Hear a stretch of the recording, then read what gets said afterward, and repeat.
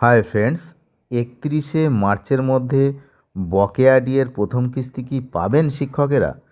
তো কেন না, এই মুহূর্তে কিছু গুরুত্বপূর্ণ আপডেট এসছে, যেটা আমরা দেখে নেব যে 31শে মার্চের মধ্যে শিক্ষকদের এই বকেয়া ডিএর প্রথম কিস্তি সেটা পাওয়ার সম্ভাবনাটা ঠিক কতটা। কারণ সুপ্রিম কোর্টের যে নির্দেশ ছিল যে 25% অবিলম্বে মিটিয়ে দিতে হবে এবং অবশিষ্ট অংশের প্রথম কিস্তি নির্দিষ্ট সময়ের মধ্যে মেটানোর কথা বলা হয়েছিল। তো যাই হোক, কিন্তু এই নির্দেশের পর প্রশাসন থেকে যে নির্দেশিকা জারি করা হয়েছে আপনারা সেটা দেখেছেন। তা নিয়ে শিক্ষক ও শিক্ষাকর্মীদের মনে কিন্তু এই মুহূর্তে ব্যাপক অসন্তোষ এবং বিভ্রান্তির সৃষ্টি হয়েছে যে তারা কি এই বকেয়া টাকা পাবেন অন্য অন্য কর্মচারীদের মতো, অন্য অন্য সরকারি কর্মচারীদের মতো। তো বিজ্ঞপ্তিতে কিছুটা অস্পষ্টতা রয়েছে এবং কিছু বৈষম্যের অভিযোগও উঠছে।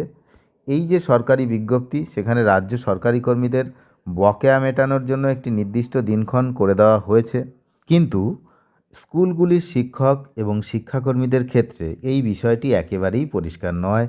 তাদের ক্ষেত্রে বলা হয়েছে যে সংশ্লিষ্ট দপ্তর থেকে হিসাব আসার পরেই কিন্তু প্রয়োজনীয় ব্যবস্থা নেওয়া হবে। এর জন্য কোনো সুনির্দিষ্ট সময়সীমাও ধার্য করা হয়নি। প্রযুক্তিগত দিক থেকে এই বৈষম্যও দেখা যাচ্ছে। রাজ্য সরকারি কর্মচারীদের বেতন সংক্রান্ত যে পোর্টাল, সেটা হচ্ছে WBIFMS, যে ওয়েবসাইটটা এই যে আপনারা দেখতে পাচ্ছেন যে ইন্টিগ্রেটেড ফিনান্সিয়াল ম্যানেজমেন্ট সিস্টেম। তো এটা ইতিমধ্যেই কিন্তু আমরা একটা লাল কালির এখানে লেখা উঠছে দেখতে পাচ্ছি। দেখুন এই জায়গাতে কি লেখা উঠছে একটু খেয়াল করে দেখুন, যেটা ই সার্ভিস বুক আপলোড করার জন্য জোর কদমে কাজ চলছে।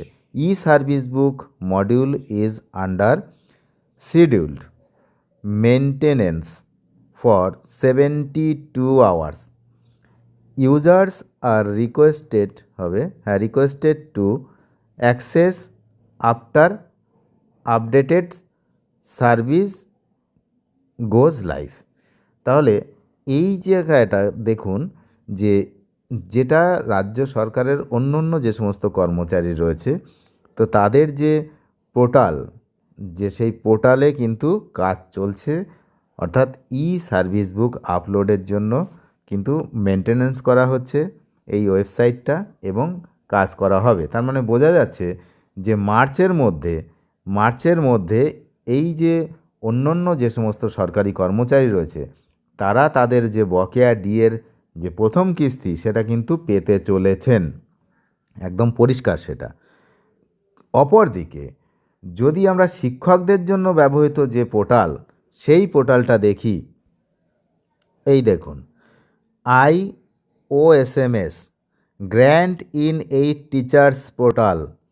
এখানে যদি আমরা দেখি তেমন কোনো আপডেট কিন্তু এখানে আমরা দেখতে পাচ্ছি না, কোনো তৎপরতা এখানে নেই।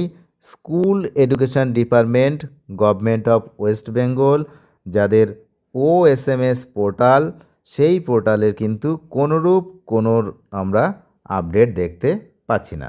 তাহলে আমরা পরিষ্কার বুঝতে পারছি যে প্রযুক্তিগত যে বিষয়টা, সেটা রাজ্য সরকারের অন্য অন্য কর্মচারীদের জন্য যে পোর্টাল রয়েছে সেই পোর্টালে কাজ চলছে, কিন্তু যেটা শিক্ষা দপ্তরের জন্য শিক্ষক শিক্ষিকাদের যে সমস্ত জন্য যে পোর্টাল শিক্ষকদের জন্য ব্যবহৃত হয়, তো সেই পোর্টালে কিন্তু কোনো তৎপরতা আমরা দেখতে পাচ্ছি না। অথচ শিক্ষকদের বহু পুরনো তথ্য এই পোর্টালের মধ্যেই কিন্তু রয়েছে।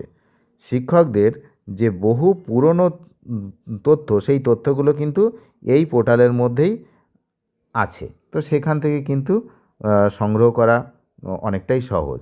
সুতরাং চাইলেই কিন্তু এখান থেকে তথ্য সংগ্রহ করা যায়।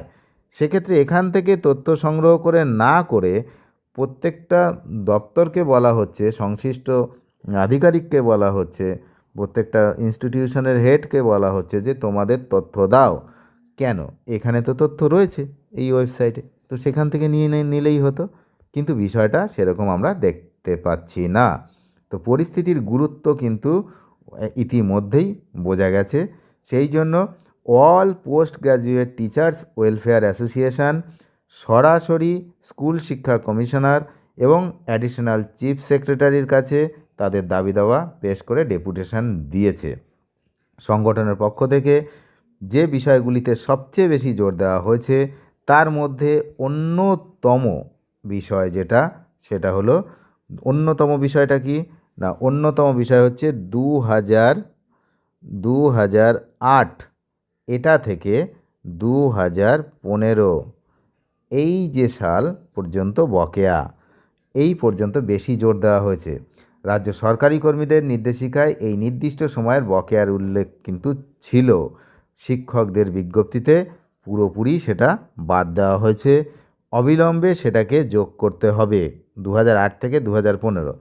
অন্য অন্য সরকারি কর্মচারীদের জন্য কি বলা হয়েছে না, 2008 থেকে 2015 পর্যন্ত সেটা পরবর্তীতে সেই বিষয়ে কিন্তু সিদ্ধান্ত নেওয়া হবে। আপাতত 2016 থেকে 19 পর্যন্ত দিয়ে দেওয়া হবে, এই কথা কিন্তু বলা হয়েছে। সেক্ষেত্রে শিক্ষক শিক্ষিকাদের জন্য এই কথাটার উল্লেখ নেই। 2008 থেকে 2015 পর্যন্ত কি হবে সেটা কিন্তু উল্লেখ নেই। তাই বিজ্ঞপ্তিতে বাদ চলে যাওয়া এই বিষয়টাকেও অন্তর্ভুক্ত করার দাবি কিন্তু উঠেছে। এছাড়া আগামী 31শে মার্চের মধ্যে শিক্ষক, শিক্ষাকর্মী এবং শিক্ষা দপ্তরের সাথে যুক্ত সমস্ত পেনশনারদের বকেয়া ডিএর প্রথম কিস্তি মেটানোর জোরালো দাবিও কিন্তু জানানো হয়েছে। তো যদি নির্দিষ্ট সময়ের মধ্যে প্রশাসন তাদের দাবি মেনে না নেয় তবে শিক্ষক সংগঠনগুলি কিন্তু বৃহত্তর আন্দোলনের হুঁশিয়ারি দিয়েছে। তারা স্পষ্ট জানিয়েছে যে প্রয়োজনে শান্তিপূর্ণ ও গণতান্ত্রিক পথে প্রতিবাদ জানানো হবে। এর পাশাপাশি মার্চ মাসের মধ্যে প্রথম কিস্তির টাকা না পেলে সুপ্রিম কোর্টে সরাসরি আদালত অবমাননা অর্থাৎ কন্টেম্পট অফ কোর্ট এটাও কিন্তু করা হবে, তার প্রস্তুতিও কিন্তু নিয়ে রেখেছে সংগঠনগুলো। এখন দেখার বিষয় সরকার এই পরিস্থিতি কিভাবে সামাল দেয় এবং আগামী দিনে কি পদক্ষেপ গ্রহণ করে, বিশেষ করে শিক্ষকদের বিষয়টা। তার কারণ তাদের কিন্তু পুরোপুরি একটা অনিশ্চয়তার মধ্যে রেখে দেওয়া হয়েছে। যাই হোক, অনেক ধন্যবাদ শেষ পর্যন্ত দেখার জন্য। আমরা তো নজর রাখছি, আপনারাও নজর রাখুন। চ্যানেলে যারা নতুন তারা নিয়মিত আপডেট পেতে অবশ্যই চ্যানেলটিকে সাবস্ক্রাইব করে সঙ্গে থাকবেন। ধন্যবাদ।